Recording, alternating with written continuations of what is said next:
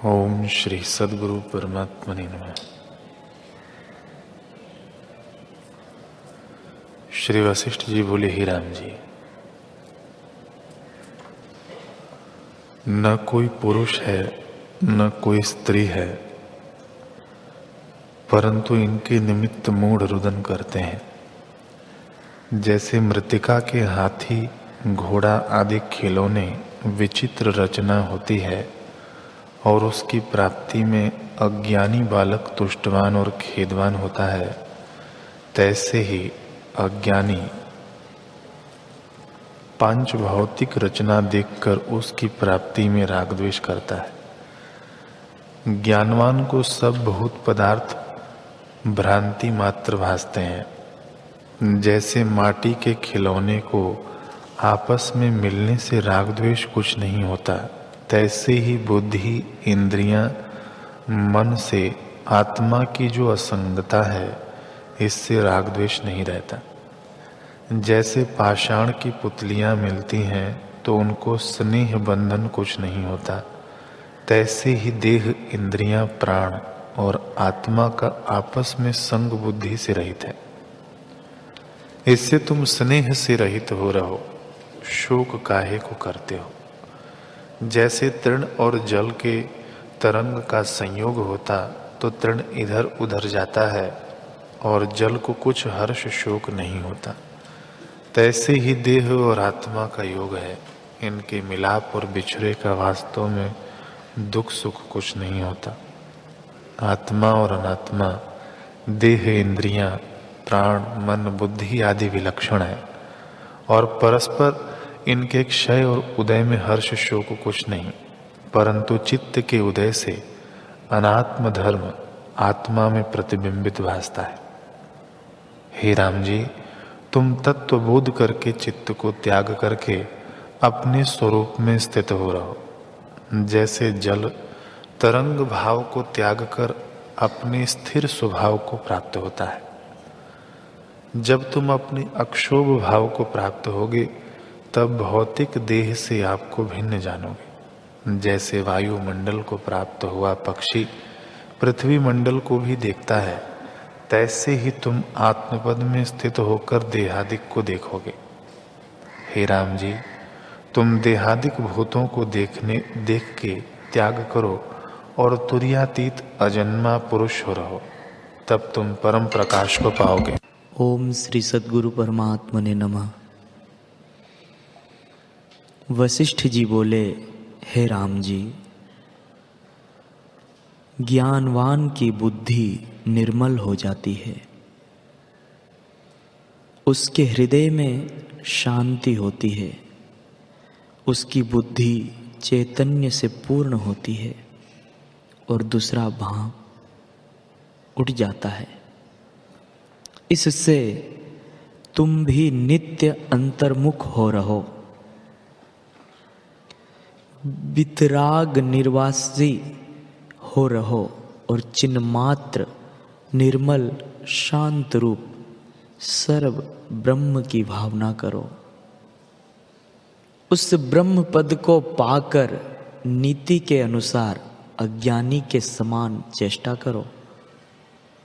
जो हर्ष का स्थान हो उसमें हर्ष करो और शोक के स्थान में शोक करो, पर हृदय में आकाश की तरह निर्लिप्त रहो। हे राम जी, जब इष्ट की प्राप्ति हो तो उसका स्पर्श करो, परंतु हृदय में उसकी तृष्णा ना करो।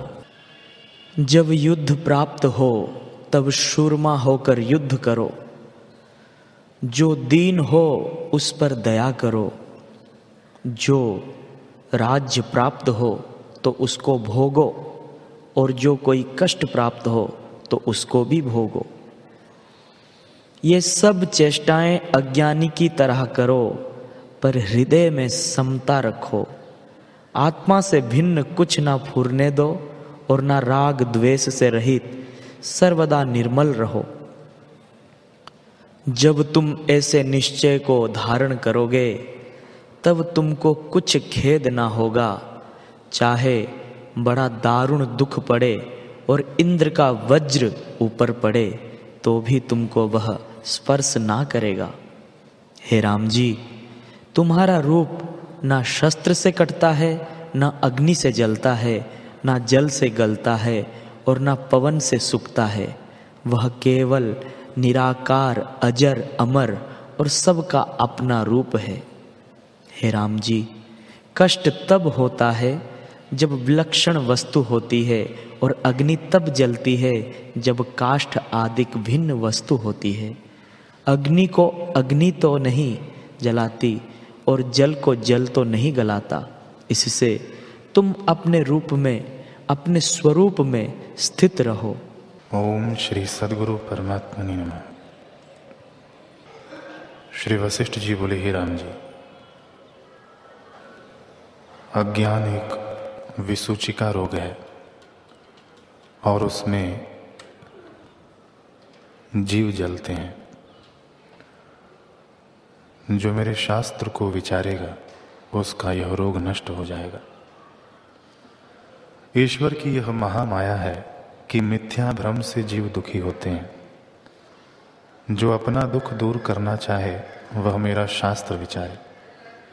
जितने सुंदर पदार्थ दिखते हैं सब मिथ्या है, उनके लिए यत्न करना परम आपदा है। ये सब पदार्थ आपात रमणीय हैं, ये देखने भर को ही सुंदर हैं परंतु भीतर से खोखले हैं। इनकी प्राप्ति में मूर्ख आनंद मानते हैं। हे राम जी, ये पदार्थ तब तक सुंदर लगते हैं जब तक मृत्यु नहीं आई। जब मृत्यु आएगी तब सब काम रह जाएंगे। इसलिए इन पदार्थों के निमित्त जो यत्न करते हैं वे मूर्ख हैं। जिस काल में मृत्यु आती है उस समय कष्ट प्राप्त होता है और यदि चंदन का लेप कीजिए तो भी उस समय शांति नहीं मिलती। जिसके लिए जीव बड़े यत्न करता है, युद्ध करता है और प्राण त्यागता है, वह धन स्थिर नहीं रहता। एक दिन धन और प्राणी का वियोग हो जाता है और जब वियोग होता है तब मनुष्य कष्ट पाता है।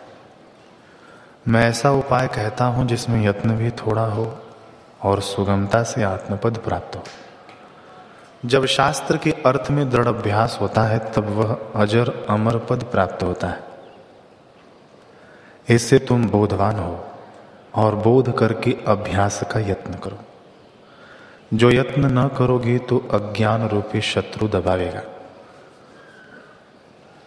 यदि उस शत्रु को मारना हो तो मान और मोह छोड़कर आत्मपद का अभ्यास करो।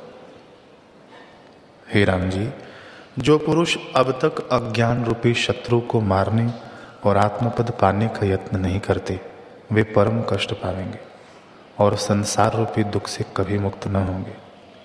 इस कष्ट से निकलने का यही उपाय है कि महारामायण ब्रह्म विद्या का जो उपदेश है उसको विचार कर अपने हृदय में धारण करें। हरि ओम।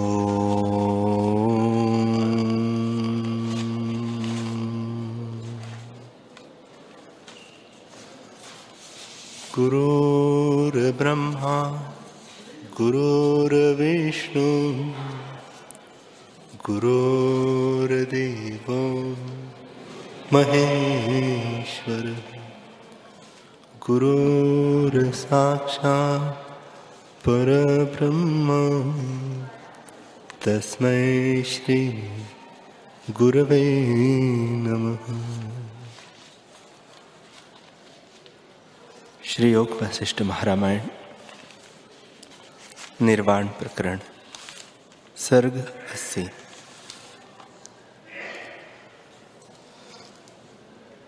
कुंभज बोले, हे राजन, जब तुम सम्यक दृष्टि से देखोगे तब संसार का प्रध्वंसा भाव भी न दिखेगा, क्योंकि विश्व चित्त की कल्पना है और चित्त अज्ञान से उपजा है। स्वरूप में न चित्त है, न अज्ञान है और न संसार है। वह केवल अद्वैत मात्र है। वहाँ एक कहा और द्वैत कहा, वह तो कैवल्य मात्र पद है। जब अज्ञान नष्ट होगा तब अहम त्वम और चित्त का जगना सब नष्ट हो जाएगा और फिर भ्रम दृष्टि में न आवेगा। हे राजन, आत्मा से भिन्न जो कुछ भासित होता है वह ज्ञान के कारण और विचार करने से नहीं रहता। राजा बोले, हे भगवान, अज्ञान क्या है और कैसे उसका नाश होता है सो कहिए। कुंभज बोले, हे राजन, एक ज्ञान है और दूसरा अज्ञान। ज्ञान अर्थात पदार्थों को प्रत्यक्ष जानना और अज्ञान अर्थात पदार्थों को न जानना। एक ज्ञान भी अज्ञान है सो भी सुनो। मृग तृष्णा का जल देखकर जल की आस्था करना या रस्सी में सर्प और सीपी में रूपा देखना और उसको सत्य जानना, यह ज्ञान भी अज्ञान है, क्योंकि देखने वाला सम्यक दर्शी होकर नहीं देखता, यह अज्ञान है। एक अज्ञान यह भी है कि शुद्ध आत्मा निराकार और अच्युत है, उसमें मैं हूं और मेरा अमुक वर्णाश्रम है और यह विश्व नाना प्रकार का है। यह ज्ञान भी अज्ञान और मूर्खता है।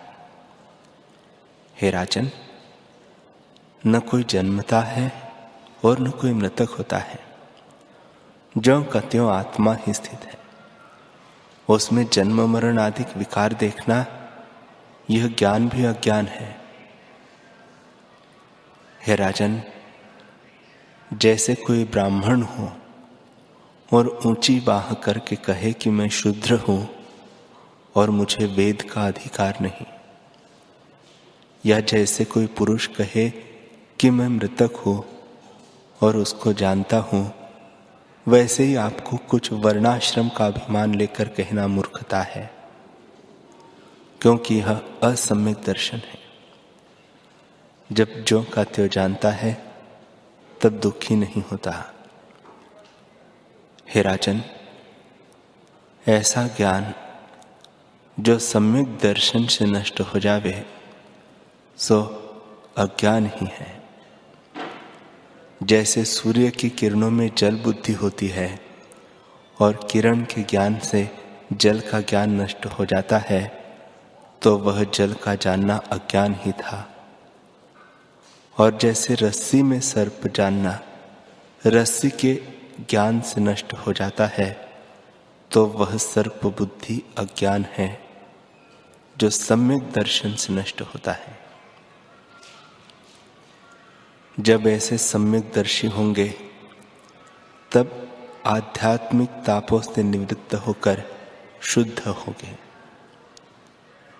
आत्मा अज शांत रूप सत असत से परे है, उसमें भिन्न वस्तु कुछ नहीं, वह प्रकाश रूप है, ऐसे तुम हो।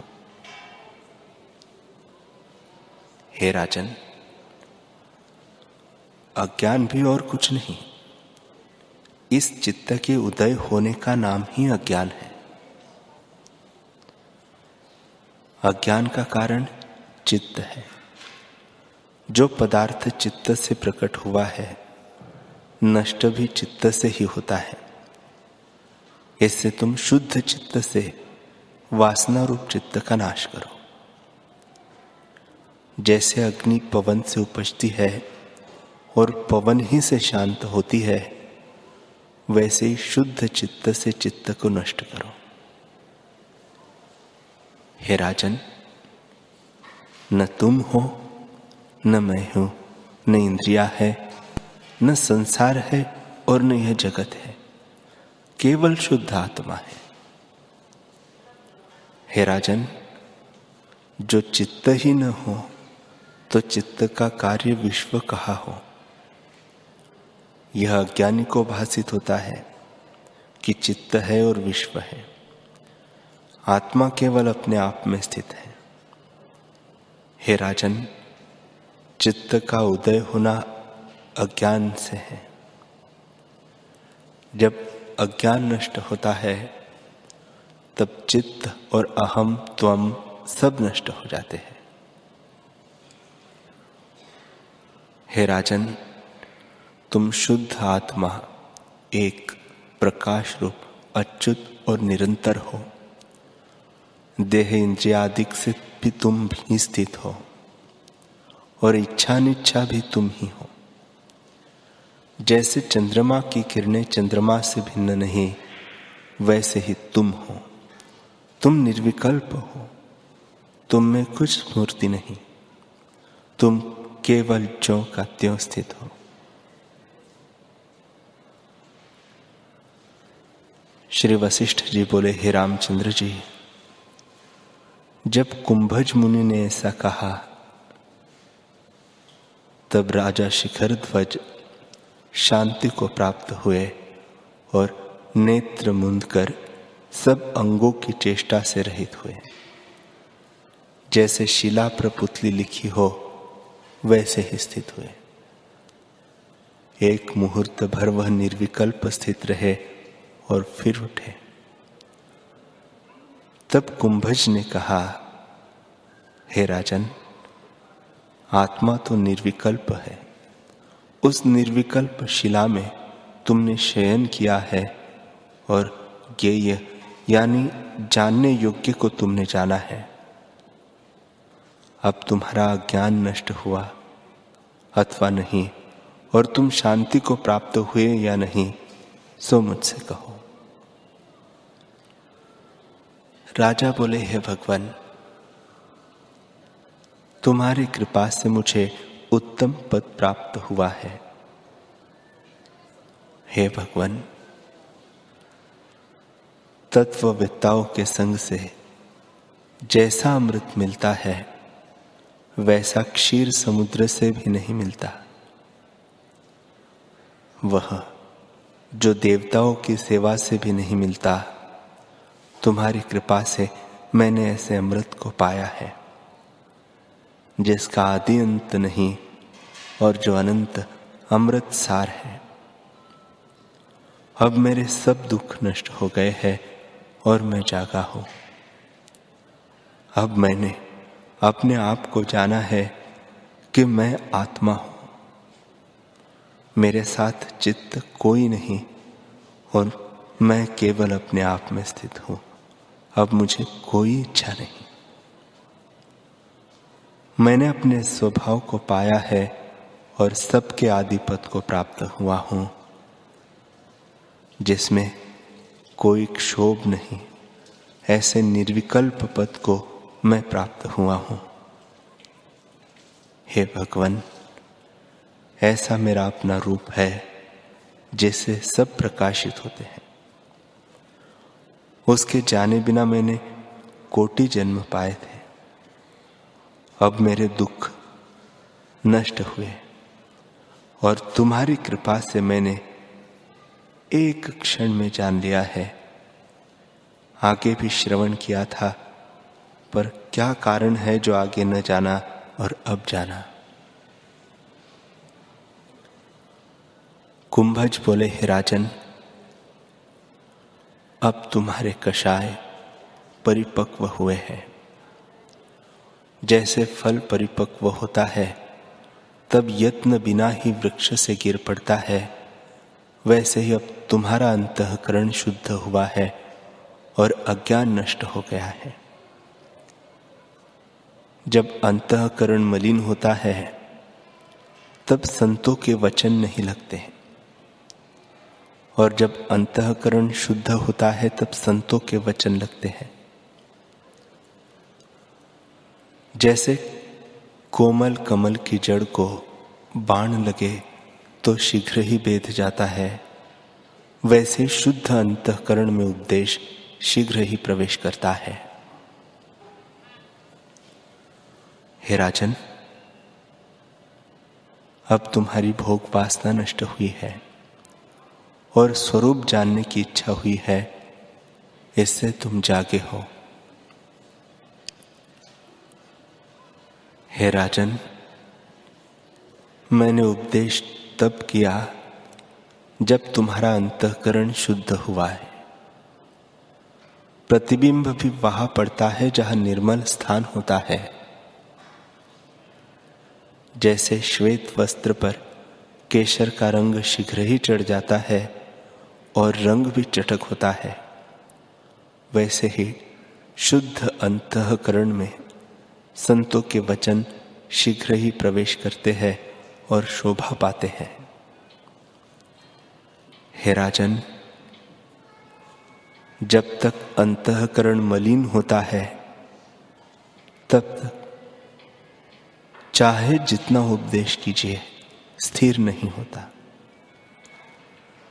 जब भोग से वैराग्य होता है तब कोई वासना नहीं रहती, केवल आत्मपद की इच्छा होती है और तभी स्वरूप का साक्षात्कार होता है।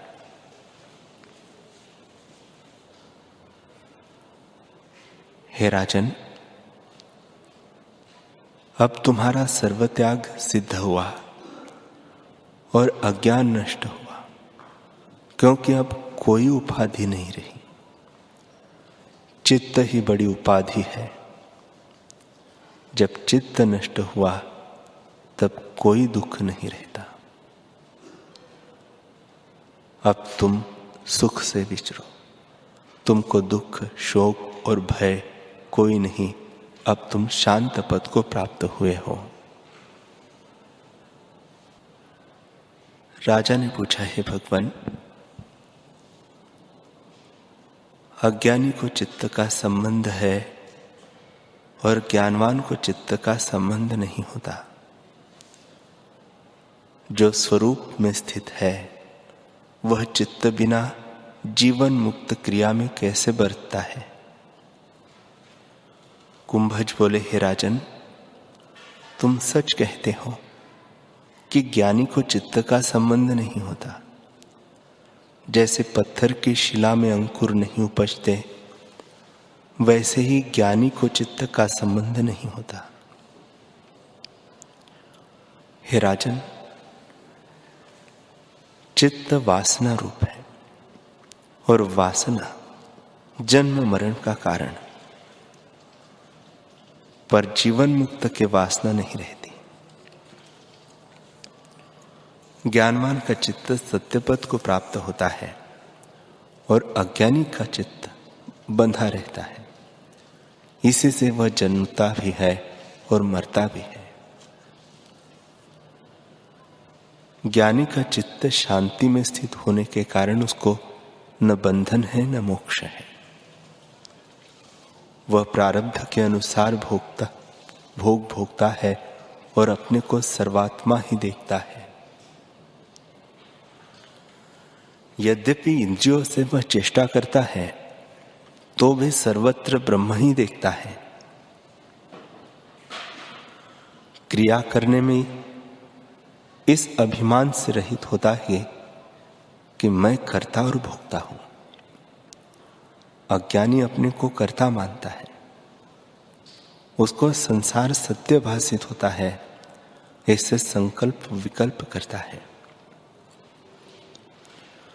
ज्ञानवान को संसार की सत्यता नहीं भासित होती। वह अपने को अकर्ता अभोक्ता देखता है और अभिलाषा से रहित होकर चेष्टा करता है। जब तक चित्त का संबंध है तब तक जीव संसार को सत्य जानकर अपने में क्रिया देखता है, पर जब चित्त ही नष्ट हो गया तब संसार और वासना का जागना कहाँ रहा? हे राजन, अब तुमने चित्त का त्याग किया है, इससे सर्वत्यागी हुए हो। आगे सर्वत्याग न किया था, इससे तुम्हारा अज्ञान न नष्ट हुआ था। अब तुम्हारा अहम भाव दूर हुआ है। जब अज्ञान नष्ट हुआ तब अहम भाव भी न रहा। अहम का त्याग करने से सर्वत्याग सिद्ध हुआ। पहले तुमने राज्य का त्याग किया था, पर राज्य में तुम्हारा कुछ न था। फिर तम का त्याग किया, फिर वन में जाकर सब सामग्री का त्याग किया, पर अब तुमने उसका त्याग किया जो त्यागने योग्य अहम भाव है, इससे सर्व त्याग हुआ। जो कुछ जानने योग्य है सो अब तुमने जाना है और शांत पद को प्राप्त हुए हो। हे राजन, तुम सब दुखों से रहित आत्मा हो। जैसे मंदराचल पर्वत से रहित क्षीर समुद्र शांत पद को प्राप्त हुआ है, वैसे ही अज्ञान से रहित तुम शांत पद को प्राप्त हुए हो। अब तुम जागे हो और चित्त का त्याग किया है, इससे अद्वैत सर्वात्मा हुए हो। हे राजन, जब द्वंद्व या दो अक्षर होते हैं तब उसकी संज्ञा नाना प्रकार की होती है। जैसे अमृत, विष, सुख दुख और धर्म अधर्म, पर जो एक ही अक्षर होता है वह सबका आत्मा है। तैसे ही तुम्हारा द्वैत ज्ञान नष्ट हुआ है और तुम सत्य पद को प्राप्त हुए शुद्ध निर्मल हुए हो।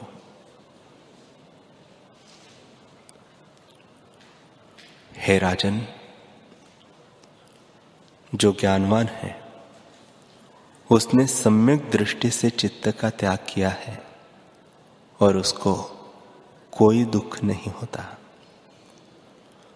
तो उस पद को प्राप्त हुआ है जिसमें कोई दुख नहीं और जहां स्वर्ग आदि सुख भी तुच्छ है, क्योंकि स्वर्ग में भी अतिशय और क्षय होता है। अतिशय इसे कहते हैं कि जो बड़े पुण्य वाले किसी को अपने से ऊंचा देखते हैं तो चाहते हैं कि हम भी इसी के से हो जावे, और क्षय इसे कहते हैं कि ऐसा न हो कि इन सुखों से गिरो। निदान स्वर्ग में दोनों प्रकार दुख होता है, पर तुमने पुण्य पाप दोनों का त्याग किया है, इससे सर्व त्यागी हुए हो। जो अज्ञानी पापी जीव हैं उनको स्वर्ग ही मिलता है। जैसे स्वर्ण का पात्र न पाइए तो पीतल का भी भला, वैसे ही स्वर्ण का पात्र जो ज्ञान है जब तक प्राप्त न हो तब तक पीतल के पात्र जो स्वर्ग आदिक है वे नरक से भले हैं, पर तुम जैसे को कुछ नहीं। आत्मा में सब पदार्थों की पूर्णता है, सबकी उत्पत्ति आत्मा से ही है। हे राजन, वर्णाश्रम में क्या आस्था करनी है? जहां से इनकी उत्पत्ति है, जहां ये लीन होते हैं और मध्य में जिसके अज्ञान से देख पड़ते हैं उसमें स्थित हो जाओ। हे राजन, संकल्प विकल्प जो उठते हैं उनमें मत स्थित हो, किंतु जिसमें ये उत्पन्न और लीन होते हैं उसमें स्थित हो। तप आदि क्रिया से क्या सिद्ध होता है? जिससे तप आदि सिद्ध होते हैं उसमें स्थित हो। बूंद में क्या स्थित होना है? जिस मेघ से बूंद उत्पन्न होती है उसमें स्थिति होइए।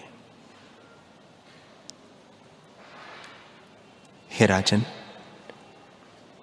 जैसे स्त्री भर्ता से कोई पदार्थ चाहे और आप न कहे, वैसे ही तप आदि क्रिया से क्या सिद्ध होता है? जो उनसे आत्मपद को इच्छा करे, जो उनसे आत्मपद की इच्छा करे तो प्राप्त नहीं हो सकता। उसे तो मनुष्य अपने आप से पाता है। हे राजन, आत्मा तुम्हारा अपना आप है, उससे सर्व सिद्धि होती है। जो वस्तु पीछे त्याग करनी हो उसको ज्ञानवान प्रथम ही अंगीकार नहीं करता। जो कुछ तप आदिक है उनको चित्त से क्या रचना है। अपने आप को देखे कि अनुभव रूप है और सर्वदा निरंतर अपने आप में स्थित है। जब तुम अपने से आप को देखोगे तब तप आदि क्रिया को दूर करके शोभा पाओगे। जैसे बादल के दूर होने पर प्रकाशमान चंद्रमा शोभा पाता है, वैसे ही तुम भी भोग की चपलता को त्याग कर शोभा पाओगे। जब इंद्रियों को जीतकर किसी पदार्थ में आसक्त न होंगे और सर्व वासनाओं का त्याग करोगे तब ज्ञानवान होंगे। जिसने सर्व वासना का त्याग किया है उसको विष्णु जानो। वह सर्व राज्य का स्वामी है। जिसने मन जीता है वह चेष्टा में भी ज्यों का त्यों रहता है और समाधि में भी ज्यों का त्यों है। जैसे पवन चलने और ठहरने में तुल्य है, वैसे ही ज्ञानवान को कहीं खेद नहीं होता। राजा ने पूछा, हे सर्व संशयों के नाश करता, स्पंदन और निस्पंदन में ज्ञानी ज्यों का त्यों कैसे रहता है, सो कृपा करके कहो। कुंभज बोले, हे राजन, चैतन्य आकाश से भी निर्मल है। जब उसका साक्षात्कार होता है तब जहां देखे वह चैतन्य ही भासित होता है। जैसे समुद्र के जानने से तरंग और बुलबुले सब जल ही दिखते हैं, वैसे ही चित्त बिना आत्मा के देखने से फूरने में भी आत्मा ही दृष्टिगोचर होता है। और जिसने आत्मा को नहीं जाना उसको नाना प्रकार का जगत होकर भासित होता है। जैसे जल को जाने बिना तरंग व बुलबुले भिन्न भिन्न दिखते हैं, और जब जल को जाना तब तरंग भी जलमय दिखते हैं। हे राजन, सम्यक दर्शी को जगत आत्म स्वरूप है और असम्यक दर्शी को जगत है। इससे तुम सम्यक दर्शी होकर देखो कि जगत भी आत्मरूप है। सम्यक दर्शी जैसे प्राप्त होता है सो भी श्रवण करो। सम्यक दर्शन संत के संग और सच्शास्त्र के विचार से ही प्राप्त होता है। भावना करिए तब कितने काल में स्वरूप का साक्षात्कार होता है। दृढ़ विचार करने के निमित्त काल की अपेक्षा कही गई है। जब दृढ़ विचार होता है तब साक्षात्कार होता है, और जब स्वरूप का साक्षात्कार होता है तब स्पंदन और निस्पंदन में जीव एक समान होता है। हे राजन, जिसके समीप शहद है वह शहद के निमित्त पर्वत को क्यों खोजे, क्यों दौड़े। वैसे तुम्हारे घर में ब्रह्मज्ञानी चुड़ाला थी, उसको त्याग कर तुमने वन में आकर तप का आरंभ किया, इससे बड़ा कष्ट पाया। परंतु अब तुम जागे हो और तुम्हारा दुख नष्ट हुआ है। अब तुम शांत पद को प्राप्त हुए हो। जैसे रस्सी को न जानने से सर्प दिखता है, और जब भली प्रकार जानने से रस्सी ही जान पड़ती है, वैसे ही जिसने भली प्रकार निस्पंद होकर अपना रूप आप देखा है उसको चित्त के स्फुरण में भी आत्मा ही भासित होता है। जब मन की चपलता मिटती है तब तुर्यातीत पद को प्राप्त होता है, जिस पद को वाणी नहीं कह सकती। हे राजन, अब तुम भी उसी पद को प्राप्त हुए हो जो मन और वाणी से रहित तुर्यातीत पद है। वह कोई क्षोभ नहीं, केवल शांति पद है। हरि ओम,